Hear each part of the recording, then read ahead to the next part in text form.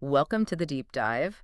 Today, we're going to be taking a closer look at one of America's most intriguing figures, Oh, yeah. Benjamin Franklin. You've shared his autobiography with us, and it Yes. promises to be an exciting journey.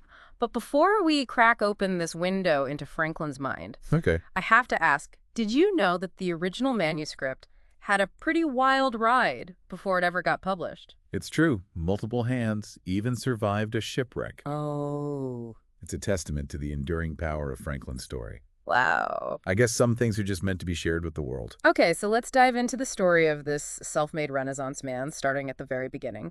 Born in 1706, Franklin was one of 17 children in a family that made soap and candles in Boston. 17 kids. Can you imagine the dinner table conversations? Almost impossible to fathom. Right. His father, Josiah, though, he encouraged intellectual debate, which was unusual for a family of modest means at the time. And here's where it gets interesting. Franklin's grandfather actually hid the family Bible under a stool to avoid religious persecution. Really? It speaks volumes about their independent spirit, a quality that clearly shaped Benjamin. That's a powerful image, hiding your beliefs, your values, literally underfoot. It seems like defying expectations was in his blood from the start. And even though he loved to read Right. and was initially intended for the clergy, he ended up apprenticed to his brother James, a printer. Yes, but even as an apprentice, he was already pushing boundaries. He secretly submitted articles to his brother's newspaper, Oh, wow. the New England Current, using the pseudonym Silence Dogood. Silence do good. Clearly, he had a knack for writing and a playful sense of rebellion. That's classic Franklin, isn't it? Clever, ambitious, and a little mischievous, but it wasn't just about talent, right? Right. He was incredibly driven to learn.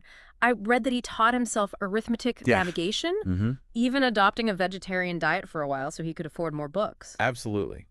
This commitment to self-improvement shines through in his autobiography.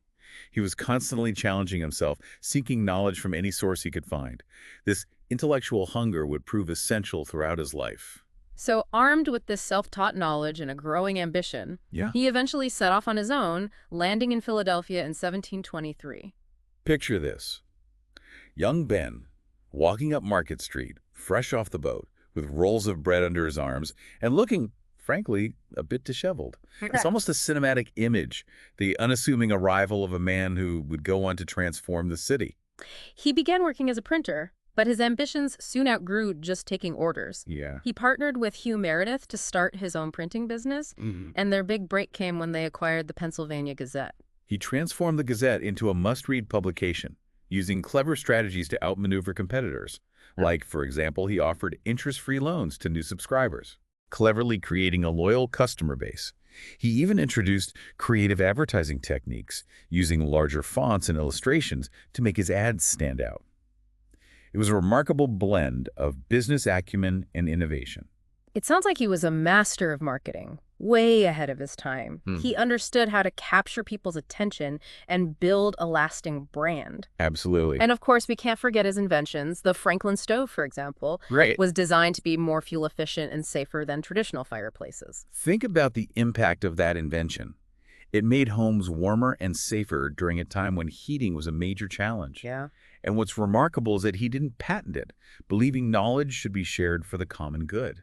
He saw the value in freely sharing ideas to improve society as a whole. This selfless act really speaks to his values, doesn't it? He wasn't just about personal profit. He was driven by a desire to make a real difference in people's lives. And this commitment to the common good really shines through in his public service work.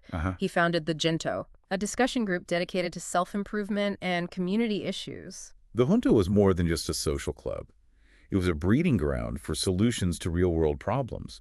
It's where they discussed improving street lighting, organizing a fire company, and even establishing a public library.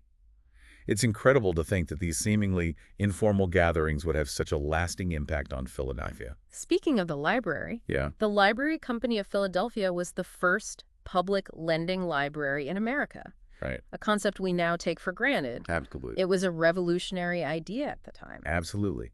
And it highlights Franklin's deep belief in the power of knowledge and accessibility to information. He understood that a well-informed public was essential for a thriving society. This vision still resonates today, particularly in the digital age, where access to information is more crucial than ever. He was a visionary leader, but Yeah. he was also a man who wasn't afraid to roll up his sleeves and get things done. He reformed the city watch, Mm. advocated for paved and lit streets, and even established that first fire company. He saw a problem and took action to fix it. It's this pragmatic approach to problem solving that makes him so intriguing. Yeah. He wasn't just a thinker, he was a doer. And this practicality extended to his scientific pursuits as well. Right. I can't wait to delve into his scientific side, especially his groundbreaking experiments with electricity. But I think we'll save that for the next part of our deep dive.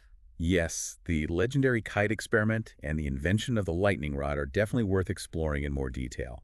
They show how Franklin's scientific curiosity intersected with his desire to protect people and improve their lives. So stay tuned, listeners. When we return, we'll be electrifying our conversation with Benjamin Franklin's scientific adventures and much more.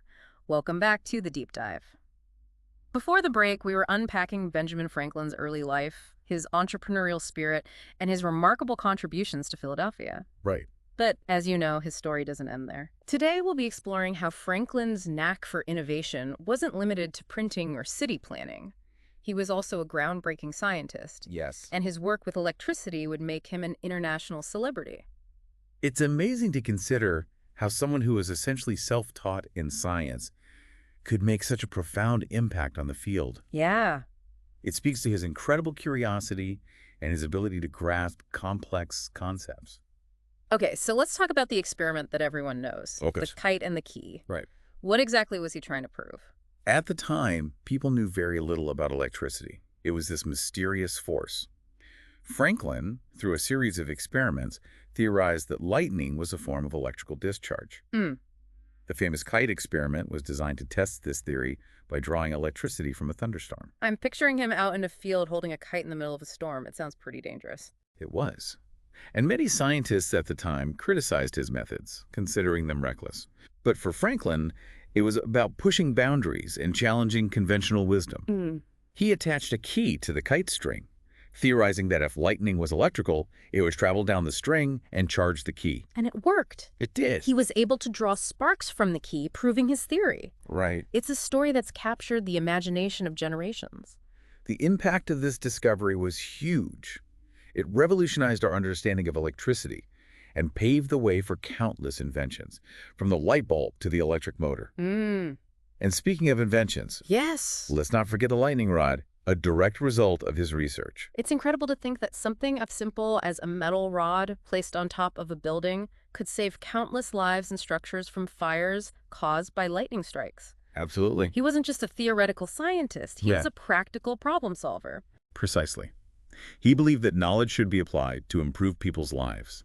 And his inventions, from the lightning rod to the Franklin stove, are a testament to this belief. But his journey wasn't all about scientific breakthroughs and civic achievements. Right. It was also marked by personal challenges and a constant striving for self-improvement. This is where his famous list of 13 virtues comes in, right? I have to admit, I'm intrigued by this aspect of his life. Okay. It seems like he approached personal growth with the same rigor and discipline that he applied to his scientific pursuits. Absolutely. He believed that personal virtue was essential for individual happiness and a well-functioning society. He identified 13 virtues: 13. temperance, silence, order, resolution, frugality, industry, sincerity, justice, moderation, cleanliness, tranquility, chastity, and humility, and developed a system for tracking his progress in each area. 13 virtues. That's quite an ambitious list. I imagine it was a lifelong struggle to master all of them. It was. And he was very honest about his struggles in his autobiography. He even joked about his difficulty with order, comparing himself to a man buying an axe who is content with a speckled axe, meaning accepting a few flaws rather than striving for unrealistic perfection. That's a great analogy. It reminds us that even someone as accomplished as Benjamin Franklin had his own weaknesses, Yeah. and that striving for self-improvement is a continuous journey, not a destination. But I'm curious, how did he actually track his progress? It sounds like a very methodical approach. He created a chart with the 13 virtues listed vertically and the days of the week horizontally. Each day, he would focus on one virtue, marking any lapses or shortcomings. His goal was to minimize the black marks over time. It's like a personal accountability system, almost like a fitness tracker for virtue. Did he ever achieve perfection a week without any black marks? Interestingly, no. He found that striving for perfection in one area often led to neglecting others. Hmm. He learned that balance and continuous effort were more important than achieving a flawless score. That's a valuable lesson, isn't it? It's about recognizing that personal growth is an ongoing process Yes. and that we shouldn't get discouraged by setbacks or imperfections. But I'm curious, how did this pursuit of virtue influence his public life and his political activities? It's a fascinating question. I think his commitment to virtues like justice, sincerity, and moderation informed his approach to public service and his later role in the American Revolution. That makes sense. It's like his personal values became the foundation for his political beliefs.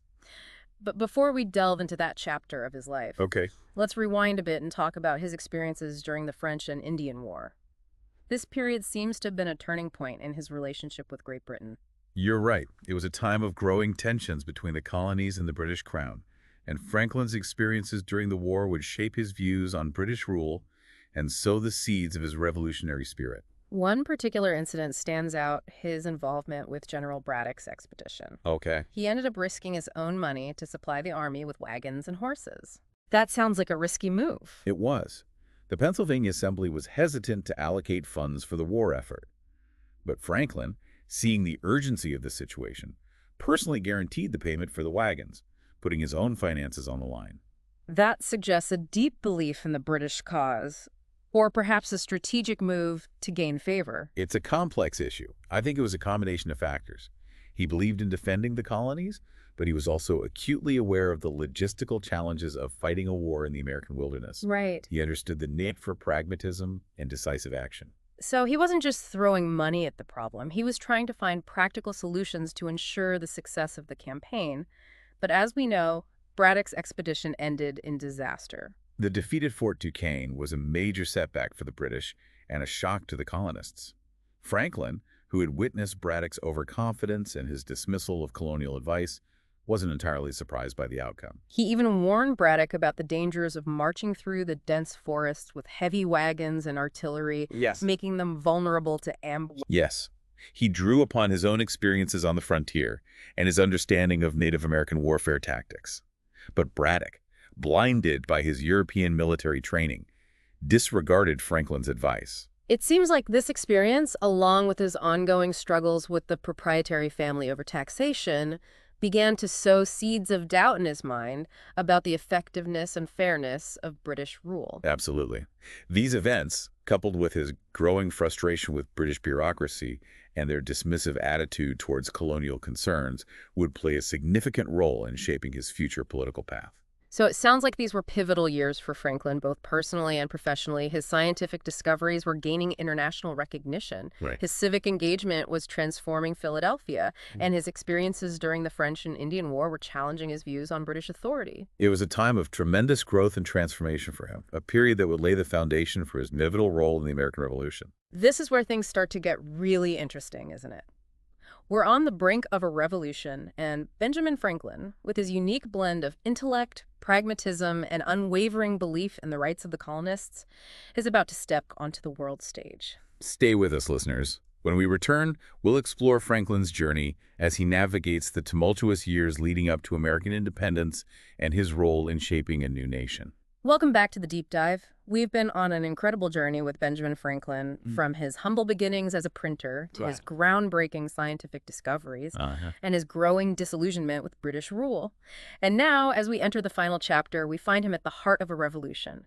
It's almost like his entire life was leading up to this moment. It's remarkable to consider how all these seemingly disparate threads, his printing business, his scientific work, his civic engagement, his personal pursuit of virtue, all converge as he takes on the challenge of shaping a new nation. So let's dive into this pivotal period. Remember how Franklin was sent to England to represent the Pennsylvania Assembly in their fight against the Penn family's attempts to avoid taxation? Yes, his initial mission was to secure fairer taxation for the colony. But as tensions between Great Britain and the colonies escalated, his role evolved dramatically. Okay. He became a voice for American unity, arguing for greater autonomy and self-governance. He was essentially a lobbyist for the American cause, right? Right. Trying to persuade the British government to see things from the colonist perspective. He was a master communicator, using his wit, his logic, and his powerful prose to sway public opinion. He wrote pamphlets, gave speeches, and tirelessly advocated for the colonists' rights and interests. Hmm. But as the situation deteriorated, Yeah. he realized that reconciliation might be impossible. So he went from trying to reform the system from within to realizing that a complete break might be necessary. Right. What a dramatic shift. It was. He witnessed firsthand the arrogance and intransigence of the British government. His efforts to find a peaceful resolution were met with indifference and even hostility. Yeah. And as the situation in the colonies grew more volatile, he knew he had to make a choice. Yeah. Side with the crown or stand with his fellow Americans. It must have been an agonizing decision. He had spent years in England, cultivated relationships, and achieved international recognition.